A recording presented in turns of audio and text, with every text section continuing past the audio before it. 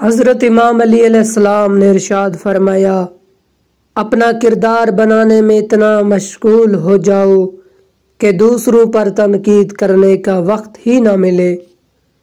آپ نے فرمایا، فاسق و فاجر کی دوستی سے بچے رہو، کیونکہ وہ اپنے فائدے کے لیے تمہیں بیچ ڈالے گا۔ آپ نے فرمایا، حلال طریقوں سے مال حاصل کرنا آزاد انسان کے لیے خدا کی توفیق ہے۔ آپ نے فرمایا، جو شخص غلط خواہشوں کو چھوڑ دے وہ آزاد ہے۔ آپ نے فرمایا، جسے جلدی سے موت آ جاتی ہے وہ مہلت کا خواہ ہوتا ہے، اور جسے مہلت زندگی دی گئی ہے وہ ٹال مٹول کرتا رہتا ہے۔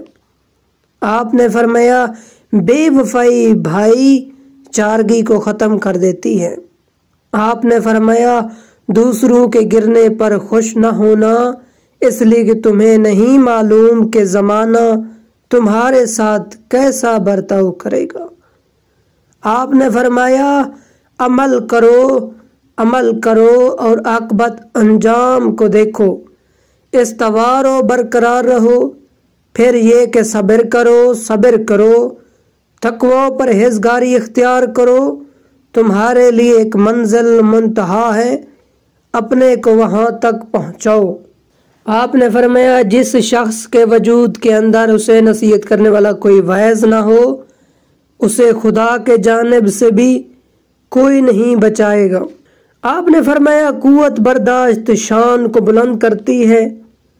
آپ نے فرمایا، بردبار لوگوں سے اپنی ہم نشینی رکھو، اس طرح تمہارا علم بڑھے گا۔ آپ نے فرمایا، اسلام کا معیار زبان کی سچائی ہے۔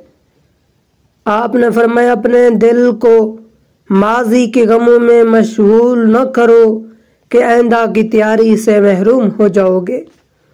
آپ نے فرمایا، بے وقوف ترین انسان وہ ہے جو اپنے بد کلامی پر فخر کرتا ہے۔ آپ نے فرمایا، انسان کا اپنے عیب سے لا علم ہونا سب سے بڑا گناہ ہے۔ آپ نے فرمایا، جو عادتوں کا فرما بردار بن جاتا ہے وہ بلند درجات کو حاصل نہیں کر سکتا۔ آپ نے فرمایا، بدترین انسان وہ ہے جو دوسروں کے عیبوں کے پیچھے لگا رہے اور اپنے عیبوں پر نگاہ نہ کرے۔